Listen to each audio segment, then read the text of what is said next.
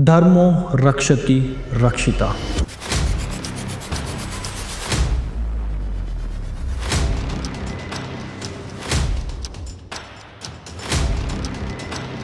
कहते हैं ना, आप धर्म की रक्षा करो तो धर्म आपकी रक्षा करता है। और उसी धर्म की रक्षा के लिए जरूरी था राक्षसों का संहार। पहलगाम में जब उन मासूमों पे गोलियां चली तो उस दिन धर्म भी छलनी हुआ, और उसी धर्म की लाज रखने के लिए ये जरूरी था युद्ध का सायरन। और ये युद्ध का सायरन अब बज चुका है। हमारी आर्मी, नेवी और एयरफोर्स ने कल रात 1:45 के करीब एक कलेक्टिव ऑपरेशन किया और पाकिस्तान में घुस के 9 टेररिस्ट लोकेशन को मिट्टी में मिला दिया। और हमारे देश के प्रधानमंत्री ने एक रैली में वादा किया था, जो उन्होंने अब वो पूरा किया। मैं बहुत स्पष्ट शब्दों में कहना चाहता हूं, जिन्होंने ये हमला किया है, उन आतंकियों को उनकी कल्पना से भी बड़ी सजा मिलेगी। अब आतंकियों की बची खुची जमीन को भी मिट्टी में मिलाने का समय आ गया है।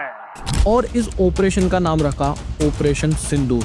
और क्या है ये ऑपरेशन सिंदूर? वेल, इस नाम के पीछे की कहानी जानने के लिए मैं चाहूँगा कि आप पहले जाके ये जरूर देखिए।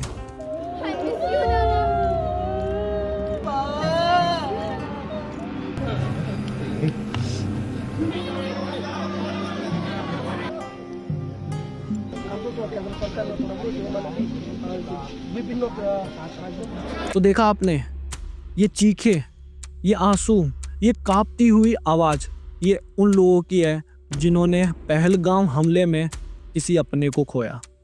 किसी ने बेटा खोया, किसी ने भाई खोया, किसी ने पिता को खोया, और किसी ने अपने माथे का सिंदूर। वो सिंदूर जो कुछ ही दिनों में धुल गया, वो सिंदूर जो कुछ राक्षसों ने उसको बेरंग कर दिया, वो सिंदूर जो अपने ही लाइफ पार्टनर के खून के चितों से लाल हो गया। उस सिंदूर का बदला लेना तो बनता था। ऑपरेशन सिंदूर ये ट्रिब्यूट है उन पत्नियों के लिए जिन्होंने अपने हस्बैंड्स को पहलगाम हमले में खोया, और ये ट्रिब्यूट है उन महिलाओं के सैक्रिफाइसेस के लिए जिनके हस्बैंड बॉर्डर पे तैनात है, और ये ट्रिब्यूट है उन फीमेल ऑफिसर्स के लिए जो बहादुरी से इंडियन आर्म फोर्स में अपनी सर्विस देती है। इनफैक्ट अगर आप देखो कि आज जो कॉन्फ्रेंस हुई हमले के सक्सेसफुल होने के बाद, जो ऑफिशियल इंडियन आर्मी ने कॉन्फ्रेंस करी, तो उस कॉन्फ्रेंस को जो अटेंड करने आई वो भी 2 फीमेल ऑफिसर्स ही थी। भारत में फेमिनिज्म की इससे बढ़िया मिसाल आपने शायद ही देखी होगी। और तो और इन 2 ऑफिसर के नाम पे ध्यान दीजिए। एक का नाम था कर्नल सोफिया कुरैशी और विंग कमांडर व्योमिका सिंह। मतलब साफ था, धर्म पूछ के मारने वालों को एक मैसेज देना था। गवर्नमेंट इस कॉन्फ्रेंस से एक इतना स्ट्रॉन्ग स्टेटमेंट देना चाहती है कि हम लोग एक है, और अगर हमें तोड़ने की कोशिश की गई तो वो हशर करेंगे, आपकी पुश्ते याद रखेगी। चलिए आप लोगों को कुछ दिन पहले ले जाता हूँ और क्रोनोलॉजी समझते हैं कि हुआ क्या है। 22 अप्रैल 2025 को जम्मू कश्मीर के पहलगाम में, जिसे इंडिया का स्विट्जरलैंड भी बोला जाता है, बहुत ही बेरहमी तरीके से 27 लोगों को मार दिया जाता है। और उसी के बाद से स्पेकुलेशन लगाया जा रहा था कि इंडिया रिटेलिएट करेगी, हम लोग रिवेंज लेंगे, हम लोग भी अटैक करेंगे। लेकिन कब लेंगे, आज लेंगे, कल लेंगे, किसी को नहीं पता था। और न्यूज़ चैनल पे भी धड़ल्ले से यही इन्फॉर्मेशन बहुत ज़्यादा वायरल हो रही थी। और इवन मोदी जी ने अपने स्पीच में बोला था कि हम लोग बदला लेंगे, लेकिन कब कैसे वो किसी को नहीं पता था। फिर आता है 5 अप्रैल 2025। गवर्नमेंट अनाउंस करती है कि ठीक 2 दिन बाद यानी 7 अप्रैल 2025 को देश में एक मॉक ड्रिल कराई जाएगी। तो यही सुनते लोग फिर से स्पेकुलेट करने लगे कि देश में कुछ बड़ा होने वाला है, क्योंकि ऐसी मॉक ड्रिल लास्ट 1965 और 1971 की वॉर के टाइम पे हुआ था। तो जब लोग सो रहे थे रात को और वेट कर रहे थे कि 7 तारीख आएगी और मॉक ड्रिल होगी, बट ऐसा लगता है कि इंडियन आर्मी का कुछ और ही प्लान था। और ये मॉक ड्रिल तो बहाना था, क्योंकि उनको 6 तारीख को ही पाकिस्तान में दिवाली मनाना था। रात 1:28 पे इंडियन आर्मी के ऑफिशियल ट्विटर हैंडल से एक पोस्ट डलती है, ये वाली। I'll find you through the dust and the storm. I'll find you through these machines I'll carry. इससे पहले कि लोग इस पोस्ट का कुछ और मतलब निकालते, ठीक 25 मिनट बाद यानी 1:53 पे इंडियन आर्मी के वापस से ऑफिशियल हैंडल से एक और ट्वीट डलता है जिसमें वो बताया जाता है कि उन्होंने पाकिस्तान के 9 टेररिस्ट लोकेशन को फाइंड आउट करके अपना निशाना बनाया under an operation called operation Sindoor. करीब 1 से 2 घंटे बमबारी चली पाकिस्तान में और सुबह का सूरज निकलने से पहले ही पाकिस्तान के आसमान में बहुत सारे सूरज चमकते नजर आ रहे थे। हालांकि सुबह होते ही पाकिस्तान की तरफ से भी रिएक्शन आने लगे। कुछ इन मोहतरमा का रोना धोना भी देख लीजिए आप।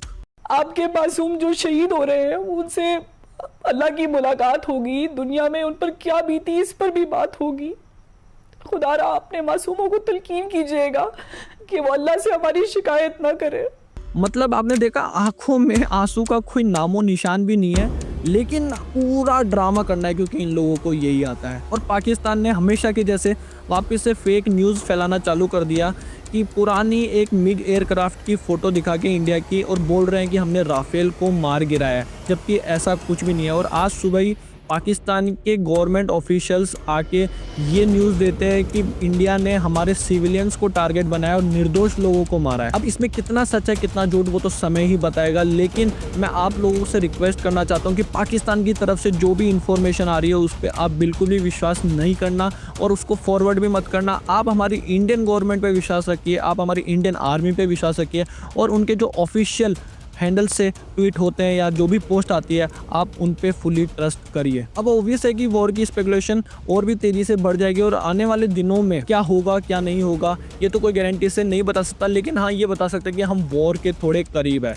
और अब होगा क्या कि पाकिस्तान उछलेगा, वही तिल मिलाएगा, यूएन में जाएगा, वहाँ पे सिंपैथी बटोरेगा, बोलेगा कि हमारे लोगों को मार दिया इंडिया ने, हम पे अटैक कर दिया, पूरा वो कोशिश करेगा इंडिया को बदनाम करने के लिए। लेकिन इंडिया की भी फॉरेन पॉलिसी इतनी ज़्यादा मजबूत है कि इंडिया का इससे कुछ बिगड़ने नहीं वाला है। हाँ लेकिन अगर पाकिस्तान वॉर करता है तो चीज़ें एस्केलेट हो सकती है।